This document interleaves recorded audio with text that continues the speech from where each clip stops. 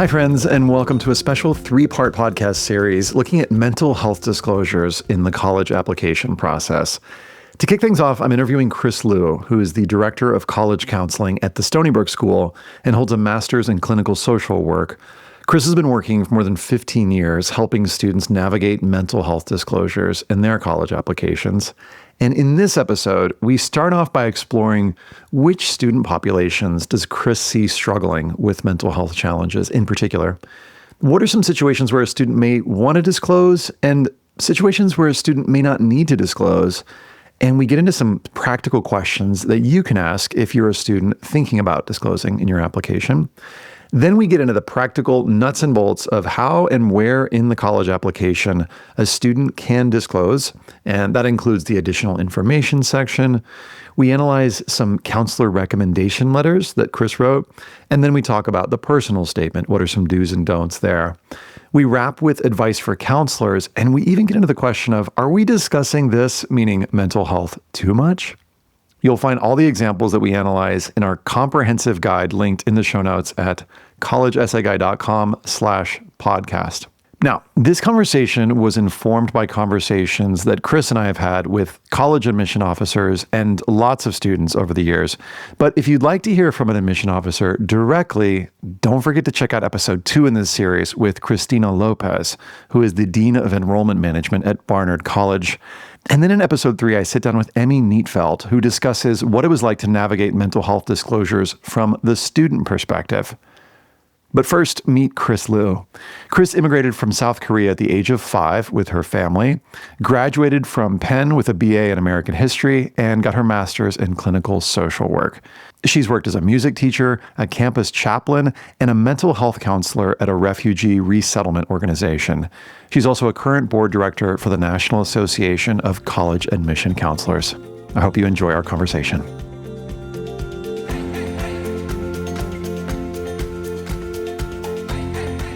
Hi, Chris. Welcome to the podcast. Hey, Ethan. Great to be here. Thanks for having me today. Yeah, I'm feeling really grateful. Chris, I'd love for you to share a little about your background and how you enter into this conversation on mental health challenges with students. I actually am a mental health counselor.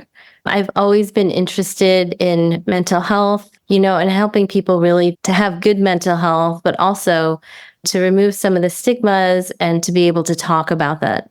And so I kind of fell into college counseling, but I really find that my mental health counseling training has come in really handy and has helped students through the application process, especially as they are dealing with issues of stress throughout the process and also just kind of how to show up in that process. Yeah. I'd love to hear, based on your perspective, working with students in the high school setting, who do you see struggling with mental health challenges? Yeah, as we know, especially after we came out of COVID, there was definitely an increased incidence of mental health struggles in adolescence. I think we saw it, across high schools, really across the country as we were coming out of the pandemic. But I would say that as we're kind of returning to normalcy, there are definitely some particular populations, I would say that they are probably struggling more with mental health challenges. One is just the high achieving student who has never failed. And so I think that's sort of the trigger, right? The first failure for a student that can sometimes bring on mental health challenges. I would also say that students from dysfunctional families, and these are students that may come from hyper-attached families where they're really not either from the student or parent side, where they're not able to have healthy boundaries. We also see increased incidence of mental health in broken families, students who are from single-parent families or where there's been abuse and dysfunction. And so I would also say that it does seem like women are struggling more with mental health. I think that's really borne out from statistics, actually, especially coming out of COVID.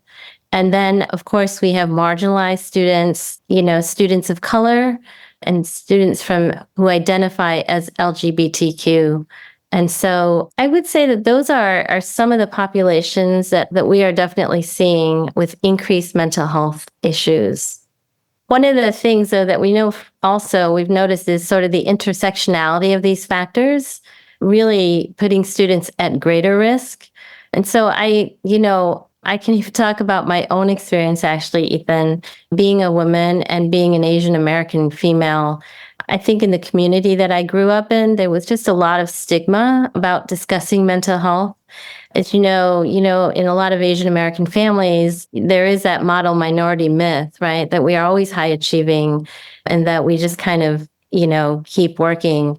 And so I think that when students are living in the intersectionality of two or more of these identifiers, they're definitely at an increased risk of struggling with a mental health challenge.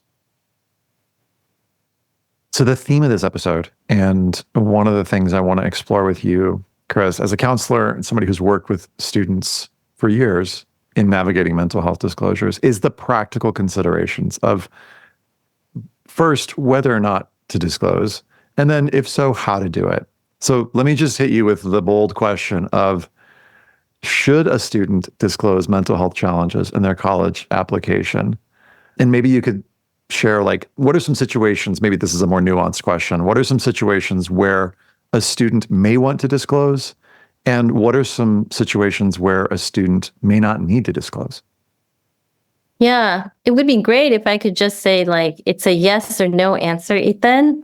But, I think actually, fortunately, the answer to that is maybe, and it depends. You definitely want to be working with students and families in their own individual situations to be able to answer this question of, should the student disclose a mental health challenge? And so I would say that the first situation where I would say, yes, let's think about disclosing the mental health challenge is actually academic. If I see that a student's grades were significantly disrupted, for instance, there's a huge GPA disparity between, say, 9th and 10th grade or 10th or 11th grade, I would say that, yes, somewhere in that application, that student may want to disclose that there was a mental health challenge. I would also say that if the transcript or application might kind of indicate that there was something going on, that may need some explaining. So, for example, if a student took a semester away from school to attend an inpatient facility, or maybe there's just a lot of switching of high schools on that transcript, and it may not be so obvious to the admissions person about why all that was going on. I think that that's really significant. And that may be a compelling reason to disclose a mental health challenge. But there definitely are situations where a student may not need to disclose the mental health challenge. One is, there actually isn't a disruption in that student's grades, even though the counselor may know that there was a mental health challenge, but it would not be apparent from the transcript that there was any disruption at all. And so, secondly, if the diagnosis of that mental health challenge is relatively recent and the student really hasn't had time to really process the experience, and so, in the application, it's not going to show up as, this is what I've been facing and this is what I've done and what I've learned to a college, that may be too new and too raw for a student to be able to put it in that context. And finally, if a student describes a mental health challenge in the additional information section, and that description as it's written raises more questions than it answers, that may be a reason for the student not to disclose actually the mental health challenge. Yeah, I've certainly seen that situation over the years, the last one you're describing, where a student will write about a thing and they'll write about it kind of in ambiguous terms, and the mind of the reader goes, whoa, what happened? An example that I give sometimes is like a student saying something like, when I was 12 years old, I underwent something that no child should have to undergo. And it's like, oh my gosh, our brain goes wild with the possibilities, and our imagination can just go wild. So certainly it seems like in those situations, we want to encourage a student to either tweak it so that it is more connected to specifics that answer rather than raise questions. Mm-hmm. Maybe even what I'm hearing you say is they may not have to put it in there at all. Yeah, and in some student situations that I've worked with, we certainly were mindful of the fact that the student had mental health challenges, and we wanted to be able to, make sure the student felt seen and they were heard and understood, but that maybe the college application was not, right, the place where they were going to disclose and share about it. So great. I want to get to that point in just a second. I'd love to hear what are some, maybe 2 or 3 different, questions or considerations that students should keep in mind if they're considering disclosing. Yeah, I think the first question I would say is, as a student is thinking about how is the admissions person reading my application, the question that, I would ask is, does my application make complete sense without the mention of my mental health challenges? Or do I think that the admissions person might kind of pause and ask themselves, what happened here? As they are reading my application, particularly on the academic side. And so if the answer to the question of does the application make complete sense without the mention of it is no, then let's talk about, how do we help you to put in the mental health challenge in the application in a way that the student is and the family is really comfortable.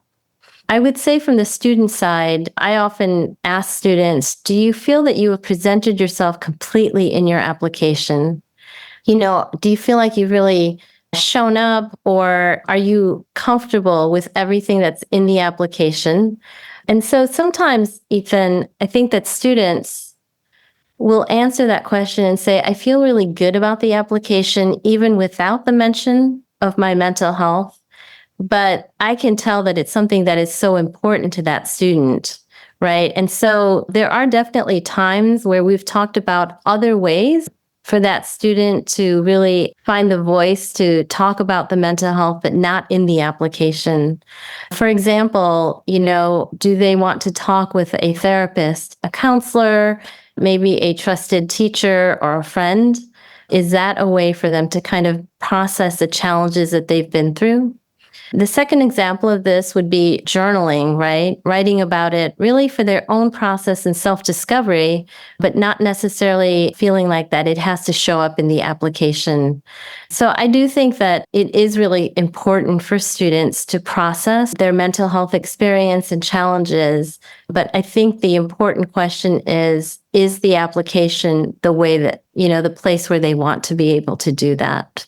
Yeah, what you're saying, I really want to underscore and say, so we're getting ready to shift into like the practical considerations of how to disclose if you as a student decide to. But later in the episode, this is a side note to you counselors listening, we're going to talk about what are some questions that we can ask a student who's coming forward with a disclosure.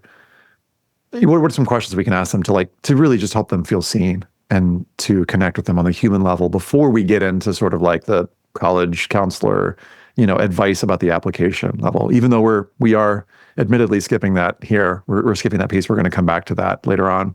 And I want to say also that I've been through these experiences that I think you're talking about, where a student will start to write about it and they'll write about it. And you sense that this is the first time that maybe they're processing this.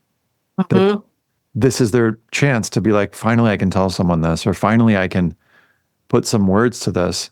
And that's a really powerful moment. And so I want to say to students, if you're listening to this, I want to encourage you to write about these things and set aside for the moment, if you have some time, meaning if you've got time before your applications are due, is this going to be for my application or not? There's a value in processing your stuff through writing. There comes a point then where later we decide, okay, is this the best way to show my skills, qualities, values? But I feel like that's such a valuable time in the processing, and writing can be a beautiful way to do that. I completely agree with you, Ethan. I think that sometimes, right, students have not found their voice yet in being able to talk about the mental health experience. And very often what I find is that the words that they are writing is actually speaking for them, right, in talking about that experience. And you're absolutely right. Sometimes the journaling, the writing, it is the very, very first time that they're processing it. And so, yeah, it takes a tremendous amount of courage actually to be able to put that to paper. But again, the question still remains, is the college application the best place to do that? Yeah, I'm nodding. I'm trying to nod audibly as you're saying that so that people can hear me nodding. Okay, so let's get into the practicals. So if a student is considering disclosing in the application, I think the first place that students think to go is personal statement. So I want to start with the additional information section. And maybe you can tell us what that section is, because some listeners may not know what that is or that section even exists. And then I want to read through an example disclosure that was from a real student, and then have you analyze it with me, and we can sort of see what's working in that example. So maybe just to set context for folks, will you just tell folks what the additional information section is? And actually, there's another section called the education section. So maybe you could just tell folks briefly what those sections are. Yeah, the additional information section on the common application, it literally is the last sort of section of that application. And it's just kind of it's a blank space for students to just put whatever they want in there, Ethan, that they feel hasn't been covered in the rest of the application. So sometimes if a student has more than 10 extracurricular activities, right, and they don't fit in the extracurricular activity section, I will advise them to put it in the additional information section. Sometimes if they've had some health issues, that will go in the additional information section. But it literally is exactly what it sounds like. It's just a section for them to put any additional information section that they haven't been able to talk about in the rest of the application. And in the education section, it's just going to ask them about their current school, how long they've been there. But then there's also a part of that section that says, have you had any education disruption, right? And so they actually can click, that there's been some disruption. There's also a section in there where they'll ask if they've been to any other high schools. And if they have, they can click that. And what will automatically drop down is just tell us a little bit about what you've just clicked on. And so tell us why you moved from your previous school, or tell us why there's been a disruption to your education. Perfect. And I want to look at an example, just like the one you're describing, that a student wrote for an education section of the application. This could have just as well gone in the additional information section. And I'm going to read it aloud. And for those of you who are like, I can't process with just the audio, then don't worry. In the blog guide that's connected to this, it's in the show notes, we will put this example. And I want to name, before I read it, that I think a structure that I think is useful here. First of all, I think it's important that people know you do not have to write a beautiful poetic essay here. This is information, keyword information, and you can bullet point this. And so the example here that I'm going to be reading, it might sound like paragraphs, but it's actually bullet points. And the structure that I will sometimes suggest for students as they're thinking about this is 1, challenges, 2, negative effects. In other words, what were the impacts of the challenge on you? 3, turning point, if you had one. 4, the positive things that I've done to get healthy. And then 5, what I've learned, or the positive effects. And broadly speaking, that's a structure that I recommend. When I was collecting, examples for this from different counselors, it happened to pretty well correspond with that. So here's the example. I'm going to read it aloud, and then I'd love to hear, counting up from 0, what do you think is going well? And then counting down from perfection, what advice would you have given to the student maybe to improve what they wrote? Mm-hmm. So here it is. There's a little subheading that says challenges overcome and strengths gained. And it reads like this. And we've changed the names and we've changed the school. Throughout my junior year at Northwest High School, I struggled with severe stress and chronic anxiety as a result of my course load, 6 AP classes, music, sports, and other extracurricular activities. By the spring, I was burned out, unable to sustain the pressure. So, side note to the listener, there's the challenges and the negative effects. Ultimately, it was decided I would be more successful with completing high school away from home at a small residential school in Vermont, where I'd be able to focus on my mental health and well-being. This shift in normalcy was initially extremely difficult. I struggled with missing the friends, family, and my lifelong school community I'd left behind. So that's the turning point. However, with the support of my new teachers and peers, I slowly settled into the routine of my classes, easing into the new school and social environment. In the process of the personally tumultuous past year, I've learned how to prioritize my personal needs, balanced alongside academic expectations. And so that's sort of what they've done. As I progressed into my future, I'm ready to carry the many insights I've gained with newfound internal support and stability. So there's the what I've learned or the positive impacts. So let's start with what do you think's working well here? How do you think this potentially contributes to the application? I think what is working well is I definitely understand what has happened in this student's life.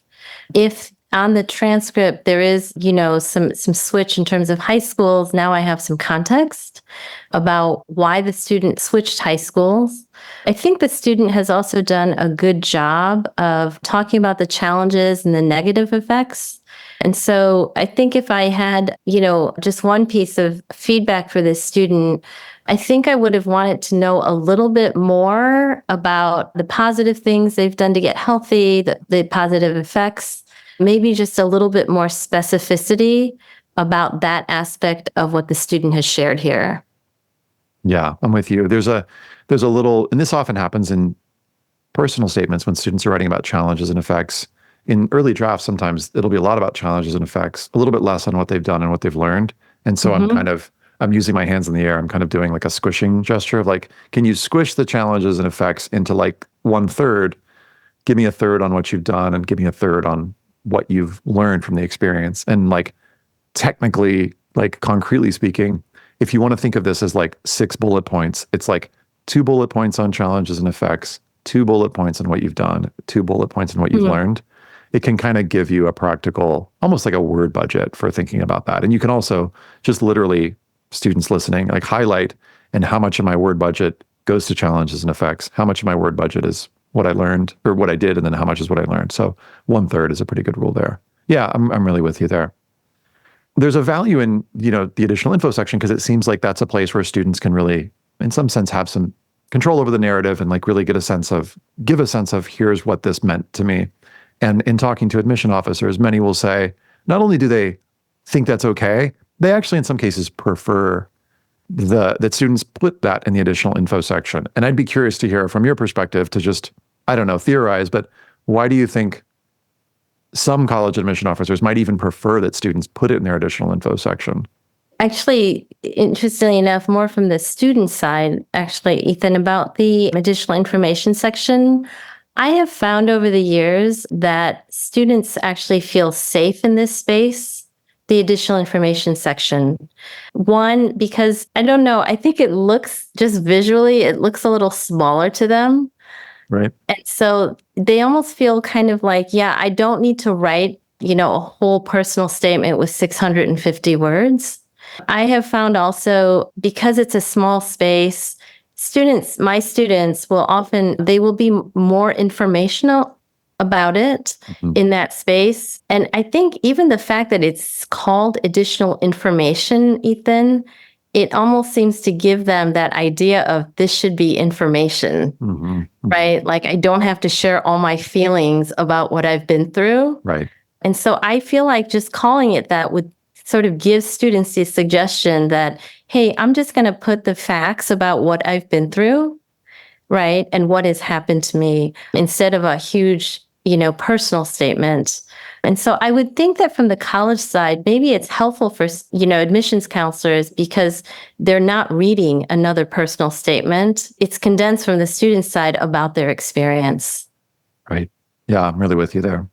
It's not the only place, of course, where students can talk about, mental health challenges. But the reason I wanted to start with it is I wanted students to know that, hey, this space exists. If you didn't know this exists, this is another option for you.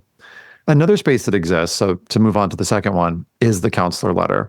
So if you're new to this process, in many cases, your counselor will write a letter on your behalf. And not all cases, not every counselor writes a letter, not every student has a counselor. But there is this option. And so I'd love to read this that you wrote, actually, Chris, that you wrote on behalf of a student. And I would love to ask you, I'm going to read the first paragraph, and then let's analyze it and talk about why you wrote it the way you wrote it and what you think how you think it helps to contribute to the candidacy of the student. And then I'm going to read the second paragraph separately, and we'll look at that one. So I'll read this aloud to you all. This is part of a letter that Chris wrote. This is, several paragraphs in, so it begins with the word and. And so while many here would identify Alan as a scholar and athlete, there are an equal number of people who would say that he's had a huge impact on the mental health of our community. This year, Alan is part of Mental Health Matters, a group of students who work with our school counselors to support others who struggle with mental health issues and find ways to be proactive and bolster the mental health of our students. This group of students do more than almost any other student group on campus. They host yoga sessions, pass out acai bowls, hang up hammocks on campus in random places, host journaling sessions, and bring in therapy dogs during especially stressful seasons of the year. In addition, these students are the feet on the ground in helping our administration identify students who are struggling. So before I read the second paragraph, I'd love to just pause and, what do you feel, if you have to analyze this, what do you feel like this potentially, or what were you hoping that this would contribute to this student's application? Well, first, I want to say that whenever I write about student mental health, I definitely ask the student if this is something that they want me to talk about. And we work with families as well in making sure that everybody is on board. And so I think that because this was such a big part of his identity and his involvement with us as a community member, I felt like it was really, really important for me to be able to write this about him and giving colleges some context about who he was in our school community. I think for me, it also felt like, to your point, Ethan, right? It's what did he learn? What positive effects did he had? And for Alan, it was like struggling with mental health. He really wanted to be able to help other students who are struggling with the same issue. Yeah, I love the details here in terms of the practicals. Like there are these little snippets, these images. I can see them hosting the yoga sessions, passing out the acai bowls. I love these details because I think it really brings to life. And it's beyond just the sort of like, he has done a lot on campus to support other students. It's like the specifics really help bring this to life. And they're short, they're really brief. It's not like a whole story. It's just like, here are a few details, which and I love the images. I love also the way that you are showing the impact that he's having on the community, because I think that's something that if I'm an admission officer reading, I really want to know, is this student going to be somebody who's going to make a positive difference on campus? And I already see that he's doing that. He's comfortable with that. He's already taken action. Beautiful. So here's the second paragraph. And this is the one that came right after it in the letter. It is no accident that he's given so much leadership to this team. He's passionate about speaking up about mental health because he has had his own struggles with it. The pandemic was really challenging for Alan. Deeply social by nature, remote learning was terrible for him. He suffered from insomnia, and there were days when he just couldn't get up for class. But with counseling and support, his light has returned. What he's learned from life's hard lessons has enabled him to be the support others need. So same question. What do you feel like this paragraph contributes to the admission officer's contextual understanding of who this applicant is? Yeah, I think for me and for Alan, this was really the paragraph of why he's doing all that he's doing on campus. We certainly have students actually who are part of our student mental health team, who are just very concerned about the mental health of their peers and who are involved in those ways. I think for Alan, I felt like more than anything, this kind of revealed his heart about why he has been so impactful and why he's given so much. I think it's no real secret, Ethan, that when we go through something personal, it's that much more important to us, right? And so I think that's where the strength of sort of support groups come from.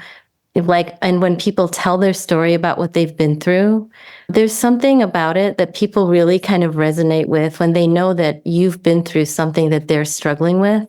And so I just kind of wanted to share his heart with the admissions people, that he's not just a kid that, cares about mental health. He's actually somebody who's been through it, taken on that challenge, and then wanted to really move in the direction of healing for others. That's really who he was and is, actually. Yeah. I think that if I were to look at this, there's a version of it that goes, well, there's a counselor in my head going, well, we could just include that first paragraph and we could delete that second paragraph and it would be fine, quote unquote. In other words, what the admission officer wants to know is, who is he going to be on campus? But I think you're right that there is some dimension here to the second part of it that does bring in, as you're saying, the heart, the personal. And I guess for folks listening, there's not going to be an easy answer for this, but how do folks think about whether to include the personal or not? Because as you'll see in the blog guide there's going to be some supplemental essays where we will show examples from students who chose to just talk about, for example, the external stuff that they did and doesn't include necessarily the personal. How would you advise students to think about this, or even counselors to think about this as they're trying to decide whether or not to include these more personal elements? I guess one thing is to consider is just the length of the counselor letter. If it's really getting super long, maybe, and the counselor feels like that first paragraph has given enough insight about the student and who they are. I think that for me, questions I ask is, has a school, can they identify the student's values, right, and character through that first paragraph? And, for me and Alan, I just felt like this was so much a part of who he was that I did feel compelled to put in this second paragraph. But I certainly think that, if the student reads that first paragraph and thinks, yes, there's enough of a mention of mental health, right? The college knows that I'm really involved. I'm somebody on campus who's going to want to continue to be involved and maybe do these kinds of things. I think you could probably eliminate that second paragraph, Ethan. The bottom line for me is that second paragraph is the why to his what. Totally. It does certainly give context. And I hope people listening will sense that there isn't like a perfect way to do this, but we want to give examples so that you can kind of hear and decide for yourself what really makes sense. Because this is a really personal decision, and there's no like perfect thing. It's not like if you do X, you will engineer Y outcome. It's this combination of like, feeling seen and heard because this is a personal statement, and also making sure that you're doing the job of the application, which is to demonstrate skills, qualities, values. What kind of community member are you going to be? Right. So this is one of those more art than science moments. So like I mentioned, there's going to be some, in the blog guide, some supplemental essay examples where students chose to disclose there. I think, in my experience at least, it's been less common over the last 20 years, students disclosing in supplemental essays, but it's certainly possible. But I want to turn to the personal statement a little bit, because I think this is where students tend to go when they think about disclosing, and talk about, okay, if you do decide you don't want to disclose in your additional info section, don't want to disclose in the counselor letter, you do want to disclose in the personal statement, how do you do it? Before I get to it, quick side note, question, curiosity. Chris, do you remember what Alan ended up writing the personal statement about? Yeah, actually, he ended up writing about his mental health challenges. Interesting. And so, again, this isn't for every student, but I would say for him, it was so much a part of his core identity and what he really wanted to share with colleges that it ended up being part of my counselor letter, and it also showed up in his personal statement. And what I'll say to you who are listening is there's no perfect way to do this. Another student could have written about something else in their additional info, in their personal statement, something that you and I have talked about, Chris, where students will be like, I wanted to appear in this part of the application, but not this part of the application. And there are situations where it could appear in both. It could be that your counselor writes about this and you decide to do your own version of it for the additional info. I call that selective redundancy, where you decide, you know what, I want to make sure that they understand my take on it too. And that can be okay too. I also just want to say one more thing, Ethan. Please. Well, I want to just recognize that, students are in all kinds of different high schools and different situations. And so, I work at a small school where I really get to know my students, and I can write with this much specificity. But that's not the case for, all of our students. And so I think, if a student especially feels like they don't know their counselor as well, that might be another reason to actually move that to the additional information section, where it's going to give that student more agency. It's a great point. Thanks for naming that. So I want to read a personal statement where a student chose to disclose, and let's analyze it. Let's talk about it. We've changed the names in all of these, like I said. The essay begins with a bit of dialogue. Sarah, smack her for me. She deserves it. Shock and confusion colored my face. Milliseconds later, anger consumed me. How could my own Grammy want me to commit such a violent act to my mother, to her own daughter? My mother had finally stood up for me against my Grammy, had finally decided to protect my mental health. And because of that, we were in this situation. Because my mother valued me for once. With tears running down my face, hyperventilating, I found myself petrified and spiteful. My Grammy wasn't always a bad person. As her life progressed, so did her memory loss, along with its complications. Unfortunately, she became verbally abusive and outright offensive with time. Even though I loved my Grammy, I used to envy her. My mother, who spent hours each day caring for Grammy so that she didn't have to live in a nursing home, was treated poorly by Grammy. And yet, my mother prioritized my Grammy's health over my mental health. As my mother's daughter, I couldn't help feeling like I wasn't valued in my own family. To make matters worse, I had to fight depression, ADHD, anxiety, and severe sleep apnea in a household that insisted children don't experience these things. Each instance exacerbated the next, causing a big clump of problems. So, pause, side note, just to note that this is so far the challenges and effects, which we'll come back and discuss in just a minute. During my lowest point, I was admitted to the hospital, but this was where my story truly metamorphosed. I grasped that my life had meaning and purpose. I realized how much I missed my parents, my old life, and just being happy. After my parents drove an entire 6 hours one way just to see me in person for 15 minutes, I also realized my parents felt the same way about me. Their effort meant the world to me, which was why, when I left the hospital, I was determined to complete my studies, mend the bonds I have with my parents, and try my best to better myself. This was my first step towards happiness, and I can honestly say that I didn't let it fade away. And this is, by the way, the transition from what I call like the turning point to the here's the what I did about it section. For starters, my psychiatrist and I, after 4 tireless years, perfected the medication formula I take each day. Alongside medication, I've been lucky enough to have worked with 3 therapists who have all heard my story and discussed with me ways to regulate my emotions and understand myself more. While breathing techniques and other meditation-esque things don't work for me because they make me lose sight of the bigger picture at play, I've been able to develop my own techniques to help me calm down during distressing situations. Just a side note, here's where she's kind of transitioning from the what I did about it to the what I learned. My parents and I now value and listen to each other's experiences, which reiterates that we want what's best for one another. I no longer sugarcoat things and place the blame on myself for things that were out of my control, and my parents do the same. Through this shared vulnerability, I feel as though it is safe to talk to them about everything that happened, validating our experiences and learning more about each other in the process.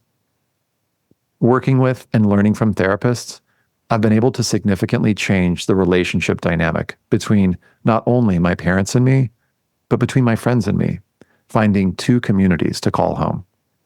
I use my voice to check in with my support group before starting conversations with them to make sure they have the mental capacity to listen. Now, when thinking about Grammy's final months, I'm not filled with bitterness, but rather empathy and understanding. I choose to remember the good times I had with her. I'm thankful for these experiences because they've pushed me to accept both life's beauty and cruelty. One day, I hope to use various types of animation to raise awareness about others' mental health struggles and what can be done to best support them.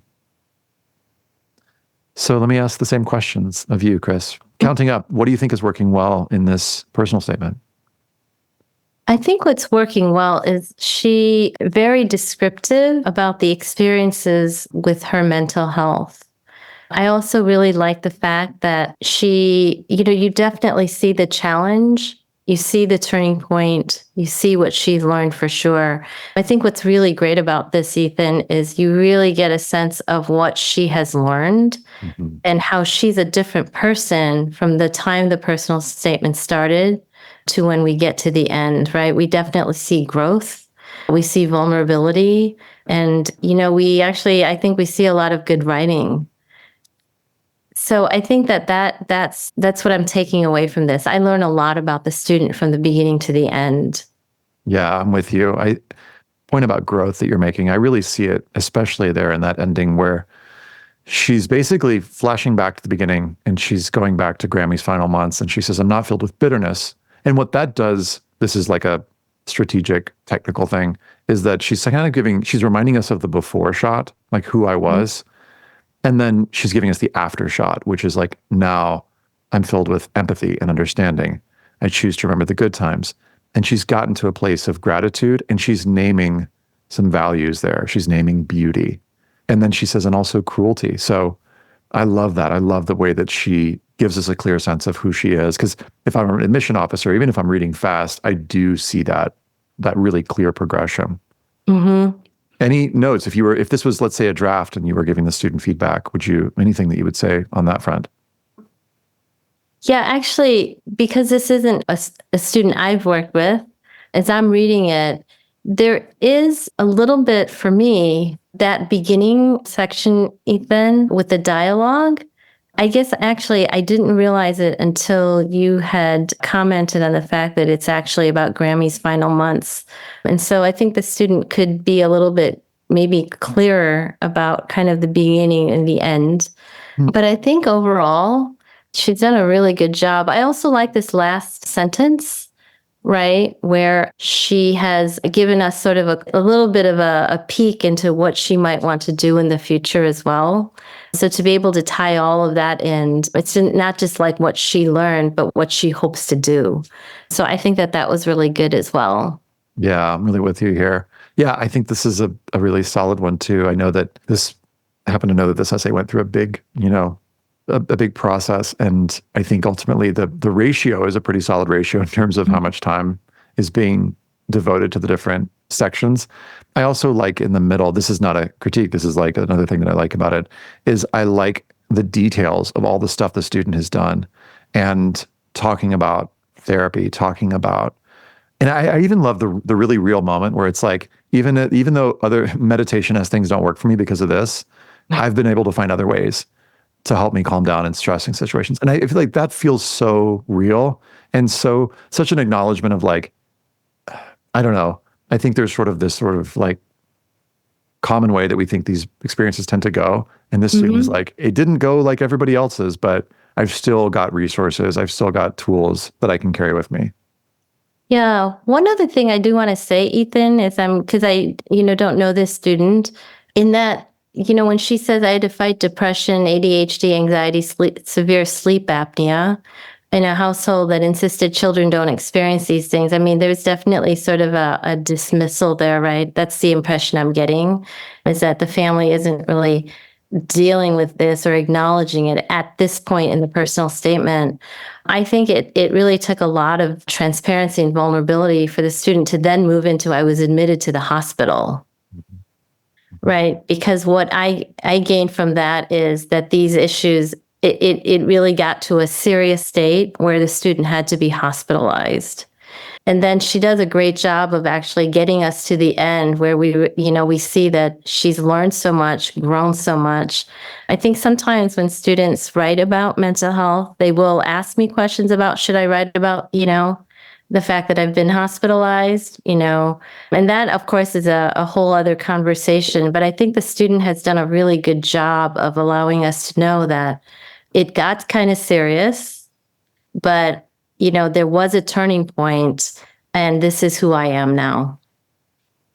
Yeah, I appreciate you naming that. It's pointing me to the middle of the essay again, where I want to point out another thing that I think it's doing well, which is that moment in the hospital when the student says at the start, first says, I was able to grasp that my life had meaning and purpose. And when I first read that, I was like, well, how did you, and I thought it wasn't going to come. And then I read, there was this moment where the parents drove 6 hours and the student realizing they really did essentially care for her and love her. And that was a moment of transition for her. And the reason I want to point this out is that I think that there are, a couple missteps sometimes when students are writing about mental health challenges. And in some cases, students will skip over that moment And look, not everybody has that moment. Let me just be real and say, not everybody has the moment where you sort of realize, oh my gosh, my life needs to change, and you shift. And so what I want to tell the students listening is like, if you don't have that moment, it's okay. But I think we do need to have a sense of what happened. Like how did you go from feeling X to like then deciding your life, what the things shifted? Like what period did you go through, or what was happening internally? Because I think if you skip that, what it can sound like is, man, things were really, really bad. And then suddenly I started this mental health awareness club. And I'm doing a double thing there where sometimes students will skip not only their own healing, but they'll also jump to like helping others. So I want to say two things. One is like, I want to make sure that students, you're considering talking about your own healing first before you jump to talk about helping others. And two, consider, was there a moment when things shifted for you that you could somehow articulate? Give us a sense of, in this case, it was connection with family that helped to make that transition. And, it doesn't have to be like, there was this one conversation that I had with my mentor that totally changed my life. But it could be like over the next few weeks and months, I started to, realize, whatever it was. Yeah. Yeah, I think you're totally right about that. She answers all the questions for me, really, Ethan. If I'm an admissions person and I'm kind of thinking, I've got questions, right? What does a student look like on my campus, right? What are they going to contribute? Are they safe? She does a great job of answering those questions for me. Yeah, there's a question that I will sometimes ask students, and this is a quick side note to counselors, but also students, you can ask this about yourself. I was going to ask you when we finish the essay, what are you still curious about? Or what do you wish you had learned more about? And that, just side note, is just a really good question to ask about your personal statement once you're a few drafts in. See if you can step back and go, okay, if I read this from an admission officer's perspective, what am I still curious about? And I love this point you're making, that there's a lot that is answered. And that, to me, speaks of this being a personal statement that is demonstrating skills, qualities, values, and interests. And like you said, what kind of community member the student's going to be. Yeah. So I want to shift for a second. We've talked a little bit about the additional info. We've talked about counselor letters. We've talked about the personal statement. Let's go back to this question of, say you're a counselor, you're working with a student, and they've revealed something in the process. What's my responsibility as a counselor in that situation from your perspective? There are two things I will generally want to know is, how serious is the mental health challenge the student has just, shared with me. And if it's something that's been kind of ongoing and the student is not in immediate acute distress, that's one situation. But if the student is really telling me that, that they're really in crisis, I do often ask students if their parents know. And I think that that's important, right? Is the family sort of involved in the student's mental health issues? We here at our school, and I recognize not all schools have them, we do actually have a mental health counselor at school. And so very often, if a student reveals a mental health issue, I will actually ask them to set up a meeting with our mental health counselor. At a lot of schools, there's a school counselor, right, who does not only the college piece, but they're also the emotional issues that students are facing. And so they do everything. And so I think it's important to find out, what supports are already in place for that student, right? Does the family know? Are the parents involved? And what next steps is that student comfortable with me taking in terms of, allowing the family to know or asking them, are they seeing a mental health counselor? And so it really depends, Ethan. Am I the only person that the student has decided to, talk about with these issues? In that case, I probably would try to talk to the family in sort of a first step. But if the student is already seeing a mental health counselor and the family knows, and it's just sort of the student is having a moment in my office of wanting me to know, then I would feel, a lot better about that student's safety. So yeah, I think it really kind of depends on what the student has shared and why they have shared it and who else has been involved with, the student at that point. Another thing to consider is just to recognize that, educators, school administrators, we are mandated reporters. And so if I'm having a conversation with a student and I really do feel like their safety is at risk, I will need to let somebody know that. And so actually at our school, in our handbook that we do have parents sign, there is a clause in there that the school will actually report, or, get students connected with resources if the school deems that the student is in danger. So I think that that's something that's very important for both students and for parents to know. That feels really important. And practically speaking, when and how often do you let students know that you are a mandated reporter? Like when is the right time to let a student know that? Honestly, Ethan, I shoot pretty straight. So usually when I'm meeting with my juniors, which is the first time I'm having meetings with them, I emphasize two things. I tell them that my office is a safe space, right? That they should be able to feel like they can talk openly. But I always let them know if I feel that you are at risk of hurting yourself or somebody else, I am a mandated reporter and I will actually need to let somebody know, usually an administrator or a parent. Yeah, I appreciate you sharing that. There are some other questions or considerations. If you find yourself, you're a counselor and you find yourself in a situation where you're trying to assess, I love what you've said here. First of all, is the student safe? Secondly, do they have support? And third, what's the next step that the student is comfortable with you taking? Those seem like really great and clear questions. If you as a counselor find yourself in a situation where you're trying to assess some of these things, we're certainly not suggesting in this podcast that, hey, you need to become a mental health counselor if you're a college counselor.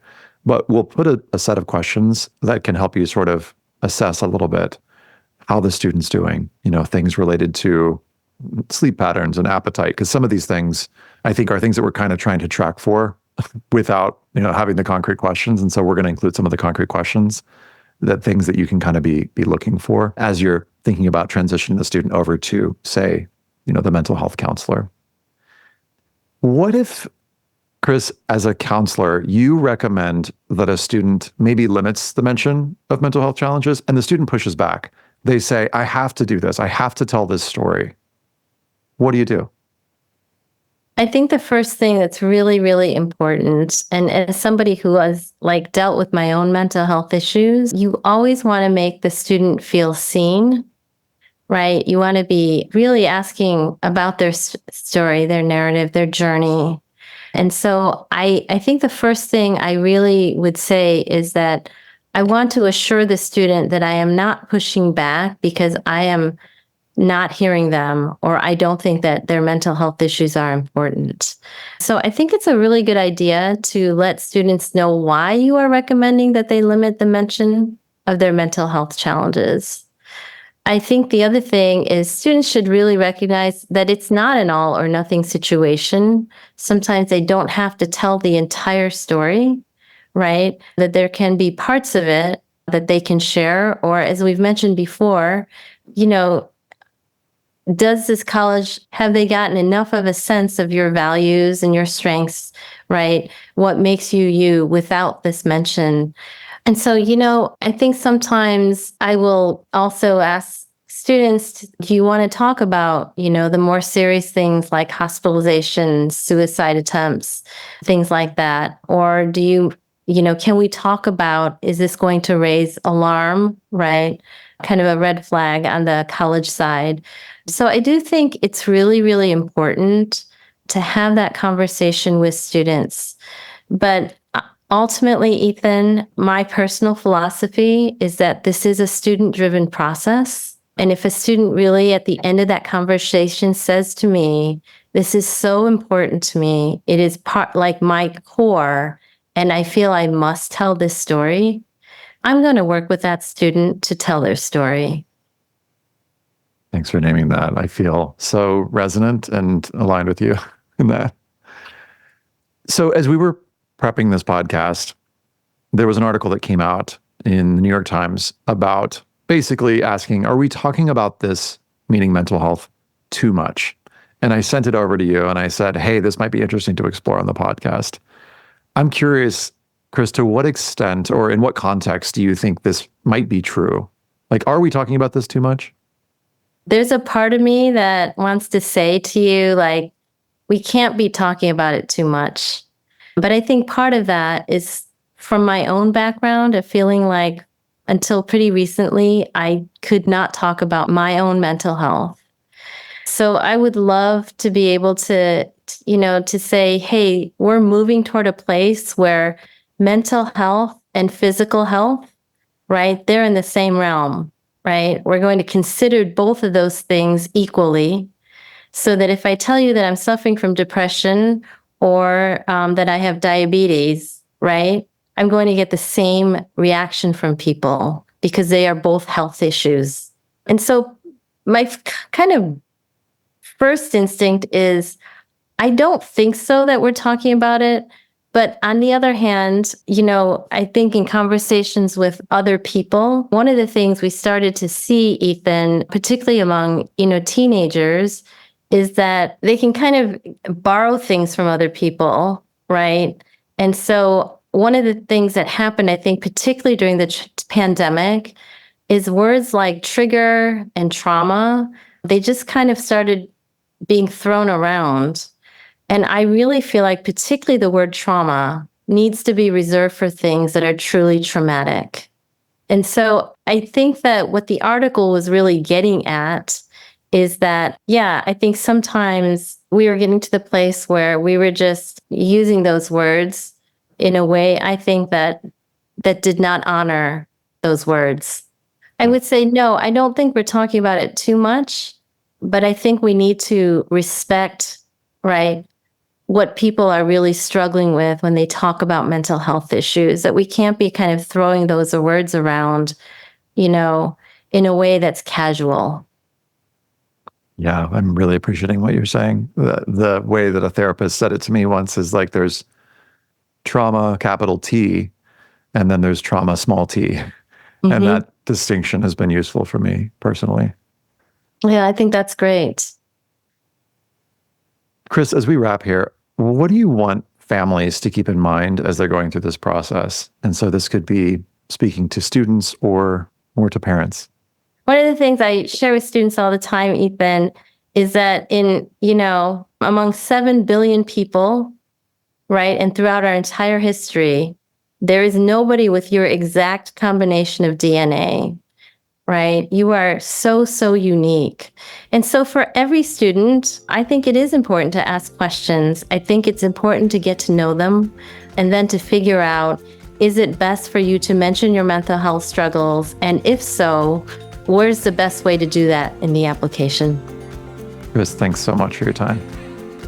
Of course. Thanks, friends, for listening. Don't forget to check out our comprehensive guide to navigating mental health disclosures, complete with all the examples that we mentioned and more. You'll find that in the show notes at collegeessayguide.com/podcast.